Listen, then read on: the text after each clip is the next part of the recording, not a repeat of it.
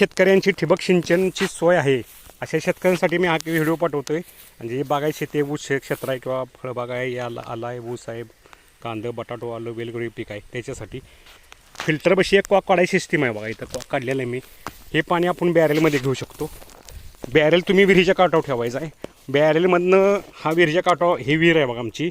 आता हे विहिरीच्या काठावर बॅरेल ठेवलेलं आहे. बॅरेलला एक पट्टी कॉक बसवायचा आहे. ही बांगडी पाईप अर्धा पावणा इंची आहे. ती सरळ मोटरीच्या फुटबॉलला नेऊन जोडायची आहे. तुम्हाला साध्या आणि सोप्या पद्धतीनं लागवड मिक्स करता येईल. आता लागवड पहिले मी दोन व्हिडिओ तुम्हाला पाठवलेले आहेत. पहिल्या व्हिडिओमध्ये आळवणे दोन आळवणीचे प्रकार कसे आहेत ते सांगितलेले आहेत. त्यानंतर बाळभरणीचा डोस सांगितलेला आहे. आता मी सोडणार आहे मॅग्नेशियम, हा दिसतोय तो युरिया, हे दयालचं सूक्ष्मद्रव्य आहे आणि कॅल्शियम नायट्रेट आहे. आणि तुम्हाला पाणी पाहिजे असेल तर हे मी कॉक काढून ठेवलेलं आहे. तुम्हाला कनेक्शन घेता येतं, पाहिजे तेवढं पाणी टाकता येतं.